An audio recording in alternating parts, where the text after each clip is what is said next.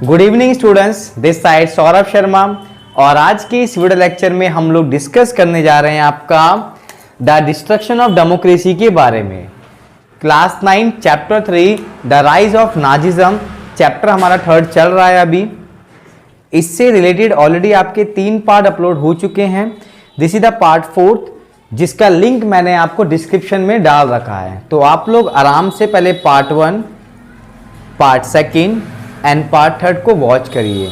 उसके बाद जब आप पार्ट 4 को वॉच करोगे तो आपका पूरा कंसेप्ट क्लियर होगा। And remember the things, video के एंड में आपके लिए MCQ है पहले की वीडियो की तरह। जब हम बात करें आपके 30 जनवरी 1933 के बारे में, why this date is very important in aspect of Germany. Germany के लिए डेट इंपॉर्टेंस क्यों है?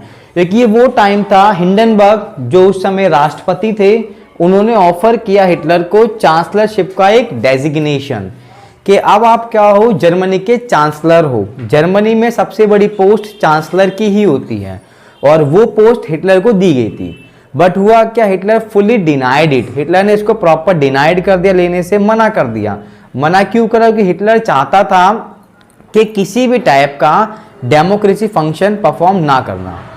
ऐसा मैंने क्यों बताया? क्योंकि मैंने आपको क्लास में भी पढ़ाया था, हिटलर चाहता था एक डिक्टेटरशिप को रूल्ड करना। जैसे हमने डिस्कस किया है पहले भी चैप्टर्स में, डिक्टेटरशिप का मतलब होता है the power control by one hand. जब पावर किसी एक लीडर के हाथों में होगी, इट इज कॉल्ड डिक्टेटरशिप, जो हिटलर चाहता था। इसीलिए क्या करा उसने, जो उस समय जो ओहदा मिल रहा था चांसलरशिप का, उसने उसको पूरा डिनाई कर दिया कि ये मैं नहीं चाहता लेना। अब हुआ क्या, हिटलर ने जब डेजिग्नेशन को मना कर दिया तो हिटलर अपने मेन पोर्टफोलियो पे आ चुका था, to have dictator.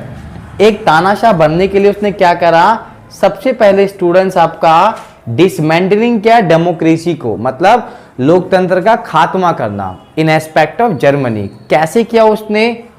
Mysterious fires held in Germany parliament. जो उस समय जर्मनी की पार्लियामेंट थी, इसका नाम था रीस्टैग, उसको आग लगा दी गई, फ्ली किया गया।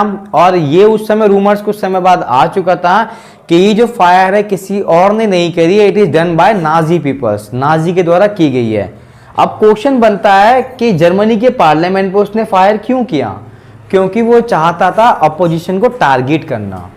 ऐसे में क्या होगा, ये फायर का केस आ जाएगा अपोजिशन में और अपोजिशन को अरेस्ट किया जाएगा।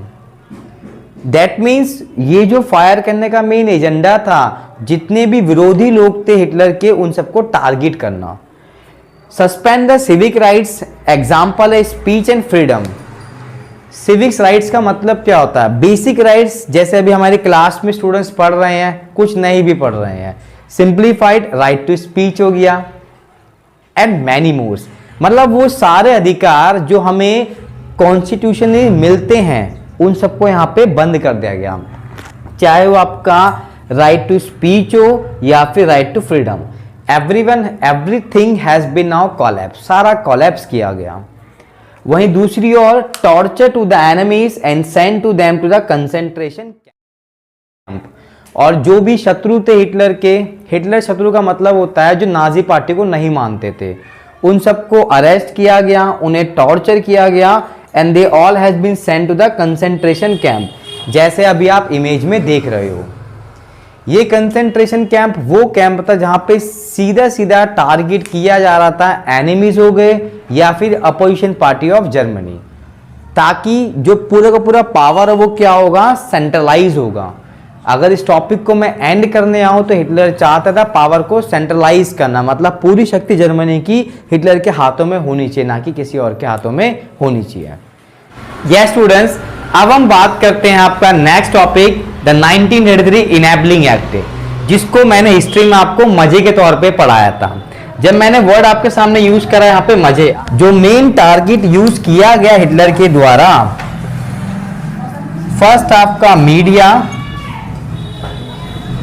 सेकंड आपका आर्मी और थर्ड आपका इकोनॉमी। कहा जाता है हिटलर ने इन 3 टर्म्स को सबसे पहले टारगेट बनाया था। टारगेट बनाने का मतलब होता है उसको अपने टारगेट पे लिया कि अब कोई भी मीडिया के पास इंडिपेंडेंस नहीं होगा, point number first. Second, army अब सिर्फ और सिर्फ हिटलर के अकॉर्डिंग चलेगी। एंड नेक्स्ट पॉइंट था आपका इकोनॉमी। इकोनॉमी में किस कंट्री से ट्रेड करना है, किससे ट्रेड नहीं करना, किस कंट्री की इकोनॉमी में बैरियर को प्रोसीड करना है, वो सारा इस समय हिटलर ने इस मजे वर्ड के तौर पे लिया था या फिर किया था। अलॉन्ग विद, जैसे कि मैंने आपको टॉपिक बताया 1933 इनेबलिंग एक्ट। अब ये 1933 इनेबलिंग एक्ट है क्या? It is the most important topic. 2 number का क्वेश्चन कंफर्म एग्जाम में बनेगा, इनेबलिंग एक्ट बनेगा या फिर destruction of democracy. 4 number question आपके एग्जाम में बनता है। अब जब मैंने इस टॉपिक की बात करी, इनेबलिंग एक्ट का मतलब क्या होता है? इसका मतलब होता है अयोग्य कानून। 1933 मोस्ट इंपॉर्टेंट एमसीक्यू। 1933 में हिटलर ने इस एक्ट को बनाया था, जैसे मैंने आपको क्लास में भी पढ़ाया था। इस एक्ट में हुआ क्या था? उसने साफ साफ डिफाइन कर दिया, जैसे आप अभी लिखे हुए देख रहे हो आप टर्म्स में, all political party were now ban except Nazi. Nazi को छोड़ के सभी पॉलिटिकल जो भी पार्टी थी उन सबको बैन किया गया। कोई भी non Nazi philosophy were not allow now. Trade union were also ban now. Trade union वो होती है जो छोटे छोटे मजदूरों की यूनियन होती थी, उन सबको बैन किया गया। No opposition party were allow now along with trade union. कोई भी यूनियन अब नहीं बनेगी जो एंटी नाजी या एंटी हिटलर पॉलिसी को प्रोसीड करेंगी। आई होप सो स्टूडेंट्स ये आपको कंसेप्ट क्लियर हो चुका होगा।